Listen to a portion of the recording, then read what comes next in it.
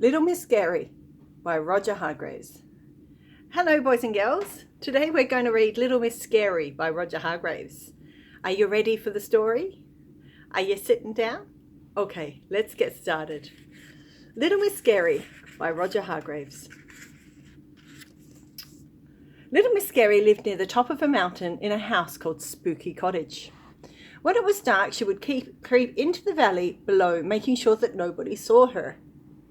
There's Spooky Cottage on top of a mountain.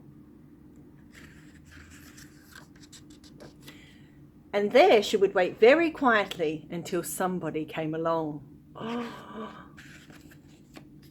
And when that somebody did, she would tiptoe up behind them, open her mouth wide and shout, "Boo!" Little Miss Scary.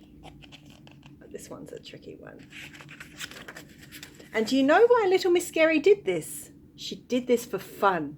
You see, she loved to scare people more than anything else in the world, and she was very good at it.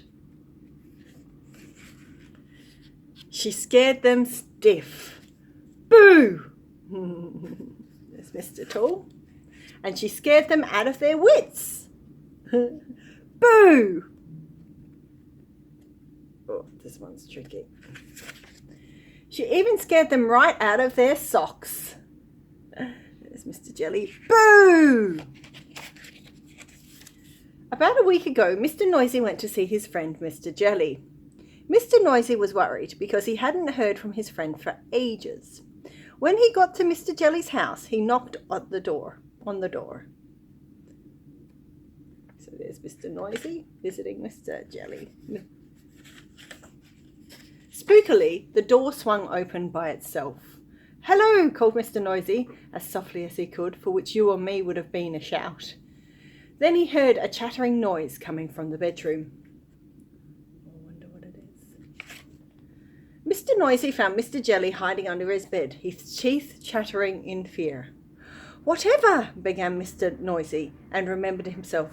"Whatever's the matter, Mr. Jelly?" It's little Miss Scary," chattered Mr. Jelly, trembling in fear. She keeps jumping out and shouting boo at me." Mr. Noisy made Mr. Jelly a cup of tea, calmed him down, and told him what they were going to do. Just as it was getting dark, they hid behind a bush beside the lane that led up to Mr. Jelly's house. They waited until they saw Little Miss Scary's shadowy figure creeping past them. Then Mr. Noisy and Mr. Jelly crept out from their hiding place, tiptoed up behind Little Miss Scary, and at the top of their voices shouted, "Boo!" There's Little Miss Scary. I think she was scared. Now, the top of Mr. Noisy's voice is a very loud place indeed.